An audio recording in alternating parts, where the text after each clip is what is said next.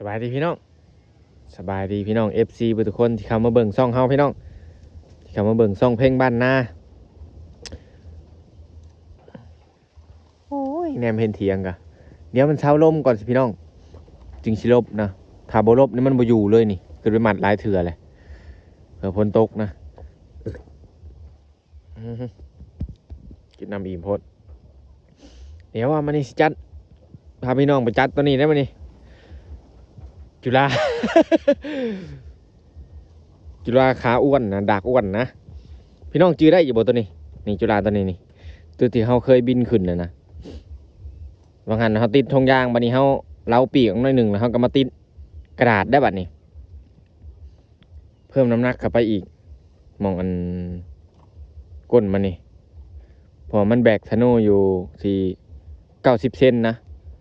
ปีกมันอ่อนแห้งมอนี่แบกธนูอยู่ผลิตขึ้นมาใหม่นี่ตัวที่ว่าเฮาไปแล่นนะปีกแข็งแห้งๆนำแล่นจังได๋มันก็แล่นยากปีกแข็งนี่ขึ้นยากพี่น้องขึ้นบ่โดนหัวซักลงเลยนะแบกธนู110 เซนไปเดี๋ยววันนี้สิเอามอนี่แหละไปลองนี่มออันนี่แหละมอดากใหญ่นี่แหละเดี๋ยวพ่อกันอยู่หน้างานพี่น้องลมมาแห้งเลยถ้ามันบ่ขึ้นนี่ก็สิเอาบักนึงอีกนี่เอาธนูใบนี้แหละธนูนี่สิเข้า2 ปีเลยได้นี่คันนี้นี่ไปเดี๋ยวลุยเลยมันบ่ขึ้นกับเทศจนมันขึ้นพู้นนะจุฬานี่ขึ้นยากสุดนะลมแห้งรีรอกับบ่ได้นะเบิ่งลมกับเบิ่งยากนะดูอาการลมนี่ก็แต่งจุฬานี่แต่งยากสุดเลยกระดาษอันนี้จะเป็นกระดาษวอลเปเปอร์เด้ตัวที่คนเขามักเอามาติดห้องนะมันบางนะน้อยหนึ่งมันก็ขาดเลยไปลุยเลยสนามปล่อยฮะนี่เลยลงมาจากเทียงแหละกินหนีลมแห้งนะมือขวากับรุ่นนี้เลยปล่อยเท้ากระคืดกระแลดนะพ่ออู้ธรรมดาดอกวาวสีแจไปเดี๋ยวลุยเลยบอลปล่อยกับหวัดเชียวนะค่อยขึ้นเด้อเที่ยวนะอย่าซักเขาละหัวได้ดิ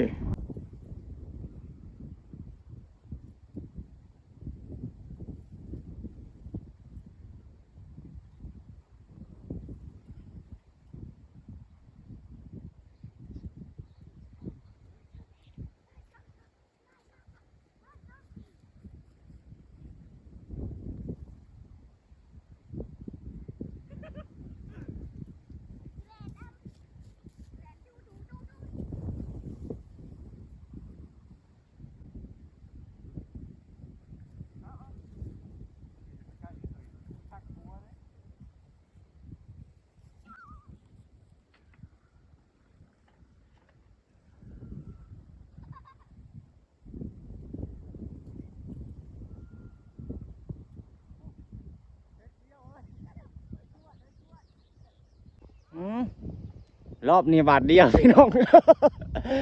เทวดาสวยนะปีกบุแข็งคือรุ่นก่อนนะแต่ว่าเขาบริมุนธนูนะกระตุกบดังกับขั้นธนูกับบได้เรื่องเนี่ยนะถ้าขีสูตรสลายอีกนิ่งเป็นนิ่งบาทนี้บาทเดียวจวดเลยบาทนี้บดังกระยาพี่น้องขอแต่ว่ามันขึ้นมือหนาเขาจึงปรับธนูมันใหม่นะตั้งไปตั้งนะธนูใบเก่าเหมือนใบใหม่ดอกใบเคยพังเลยแหละ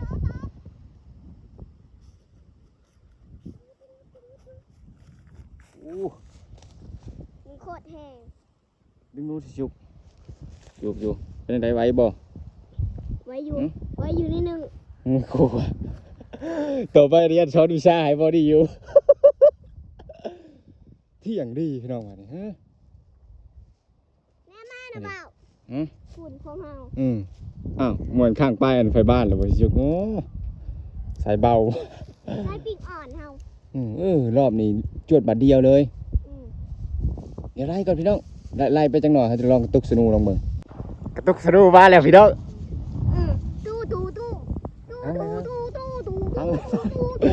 โอ้โคตรดีใจเลยพี่น้องเอ้ยสนูนี่ไปกินลมเบาอันนี้ก ว่ากระดาษบ่ได้เรื่องนะกระดาษมันบางแห้งนะถ้าตกนี่ถือว่าขาดเลยกระดาษนี่ จอดเขามาซักหัวลงตุ่มเลยในท้องเลยค่ะ ได้ขาดอยู่เฮ้ย ฮักนี่ของเฮาใส่ปีกออดกันเอ็ก โอ้เฮาฮู้แล้วบัดนี้เฮาควรเราปีกมันแนวใดมันจะขึ้นง่าย ต้องเล้าปีกอ่อนๆเห็นบอก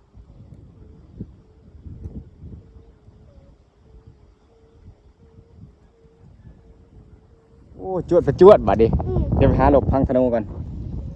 ของเฮากับจวดเป็นจวด เกือบมือพี่น้องเอ้ยลินวาวลายมือจนเป็นคองเขาโอ้เด้อมันบาดได้เสียกอันนี้บาดเขาเนี่ยบาดมันดึงแห้งโอ้โหธนูนี่สิอยู่ได้ดนสำใดนะ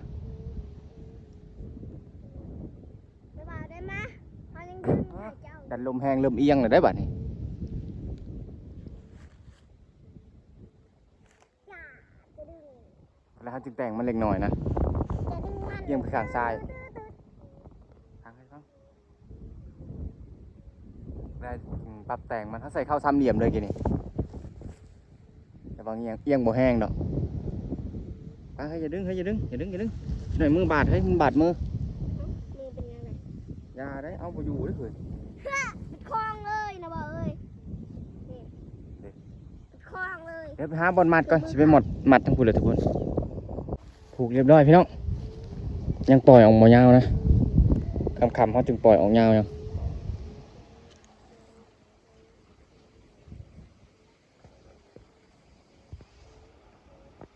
งานขาดอยู่ดอกธนูตัวนี้แอดโหกำดานทรายสักตะบ่าวนั่นรุ่นนี่ ไปอีกหน่อยน้อยเกิน ถึกลมแหง เรื่องขาดของเฮาเรื่องขาด อย่าฮักข้างอากาศเด้อลูกชาย อย่าฮักข้างอากาศเดี๋ยวพอแล้วอุกใจน้ำร้อนแล้วนี่ ถ้าขาดไปนั่นนี่เขาจะเสียใจเด้อเสือกสิหลายมึงเนาะนะบ่าว โอ้ยมือครัวก็ได้อ่ะเฮ้ยอย่าเอายับมาใกล้กันหลายเฮ้ยมันดึงบุขึ้นแล้วหันกวนเขาอย่าไม้ออกไร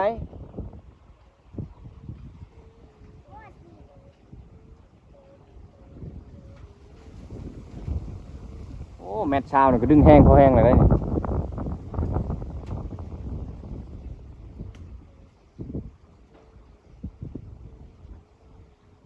โอ้ยฮู้แล้ววันนี้ของคนเราปีกจุฬาเนี่ยเลย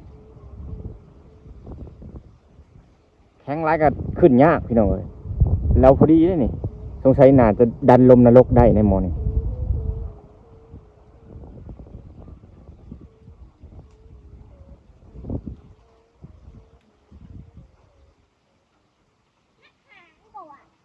เดี๋ยวเบิ่งน้ำกันอ๋อหนึ่งเป็นหนึ่ง นี่นะคุมาอีก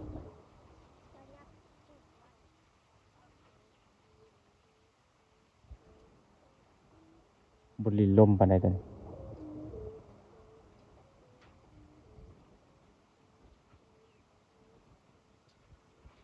ให้เลิกขึ้นใหม่ให้เจ้าหางออกใส่หูยาวโผล่หูยาวใส่ข้างกับหูยาว ธนูใบนี้กับบริพังโดนเลยได้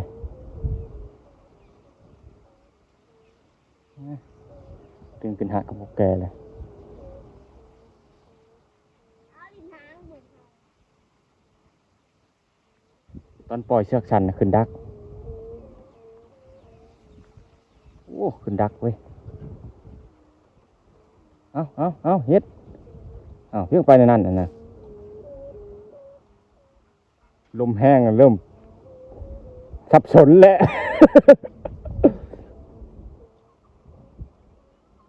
เฮ้ยเฮ้ยเฮ้ย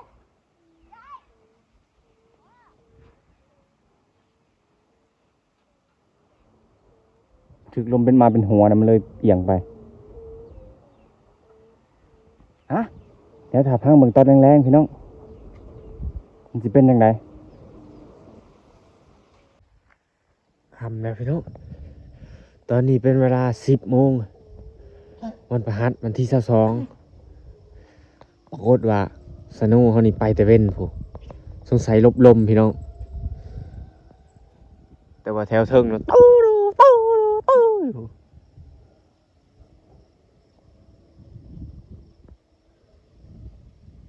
เติร์ดบ่ได้เว้านะแถวเทิงผู้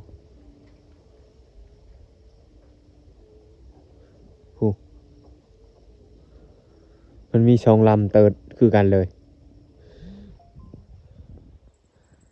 เชี่ยวขึ้นช่องโตกะแทบมันตัดกันพี่น้องนั่นว่าตัวนี้ร่มบุรีไปเลยได้เริ่มดีกว่าฮักบ่บัดเฮ็ดบัดดึงแห้งบัดบ่แห้งเด้แต่บัดดักเรื่องขึ้นดักนี่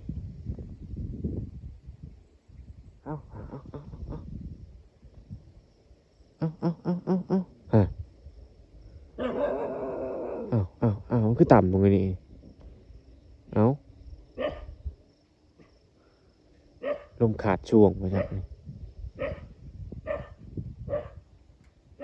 วาตี้กินนี่คือดึงตึงฮะ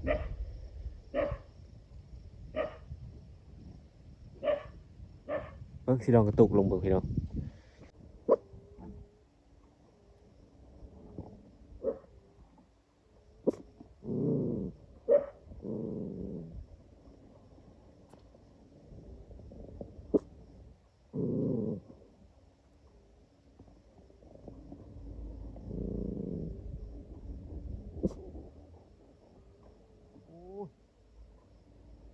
เดี๋ยวไปหานอนก่อนบัดนี้ขนาดถึงเอาใหม่กินนี่ดึงจะตึงมือเลยลมเลยขาดช่วงแล้วนี่เดี๋ยวพอกันมื้ออื่นมันสิล่วงหรือสิใดฮะ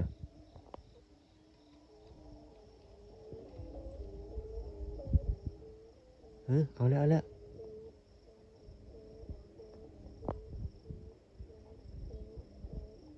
ก็ลงต่ำแต่นี่เหรอเดี๋ยวพ่อกันมื้ออื่นพี่น้องจะเป็นยังไงพี่น้อง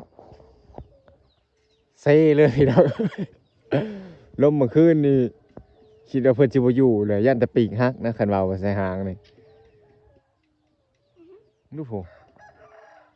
เมื่อวานนี่ขึ้นเทียงพิรี่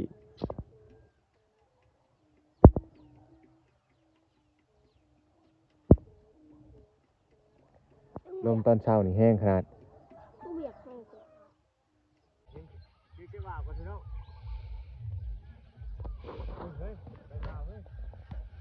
ยืดจะว่าเฮ้ยยืดเลยเฮ้ย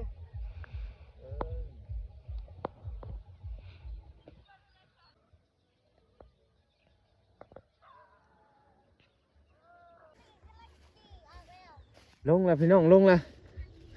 ถึกลมแห้งจนซี่นะให้ร้านถ่ายให้กินนี่ก็บ่ค่อยเห็นนะลงอย่างงามโอ้กระดาษอันนี้บ่ได้อันนี้ถึกลมแห้งนี่ไปเบิดพี่น้องมันเป็นคล้ายๆยางอู้สมพอนี่ โอ้ไข่ตัวมันบ่ลงข้างอากาศมันไปนะอันนี้นี่ยันนี่แหละนี่พี่น้องกึ่งปึ้งอยู่เบิ่งธนูโอ้ยเฮาก็เดียวในใดอันนี้ธนูมันยานโอ้ยกระดาษเนี่ยติดใหม่เลยพี่น้องเอ้ยบ่ได้เรื่องมันติดบ่อยู่เขาปล่อยบุกินกูสิโอ้สพอมันถึกลมแหงมันไปเนาะนี้นี่ตัวนี้มันยังติดคานี่อยู่มันเลยน่ะกอดไว้โอ้ยสมพอนี่ผู้ไปบ่เลยถึกลมแหงนี่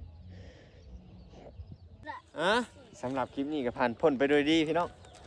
ร้านนี่ก็บ่ได้ได้ยินเขากระตุกสนูนี่ถือว่าตื่นเลยนะตื่นแบบอัตโนมัติบ่อยากปลุกพี่น้องจวดคือเก่าเมื่อคืนนี่เขาคิดว่าสิไปน้ำลมแล้วเพราะว่าใส่หางนี่มันดึงแห้งนะเขาคิดอยู่อำลำอยู่ย่านเพิ่นขาดไปนะเพราะมันดึงแห้งอะไรเด้100 เซนนี่120 เซนนี่ครับเดี๋ยวผมพอกันคลิปหน้าพี่น้องจวดเป็นจวด แต่ธนูนี่เขาต้องเข่งกระดิกเถอะหน้าเนาะถ้ามาคลิปนี้ก็อย่าลืมกดไลค์กดแชร์และกดกระดิ่งเพื่อสิบ่พลาดคลิปใหม่ๆจากเฮาอีกพี่น้อง บ๊ายบายสวัสดีครับโอ้เฮ้ยทั้งนู้นห้างน่ะก็มีอยู่2ลำตุ๊ดแต่แถวอันเทิงเฮานี่สงสัยขาดไปแล้วเพราะว่าได้ยิน2เสียงคืนนี่ตื่นมาเช้ามาแล้วลมบักแห้งนี่นะเมื่อคืนตื่นมาเช้ามาเลยบ่เห็นนะ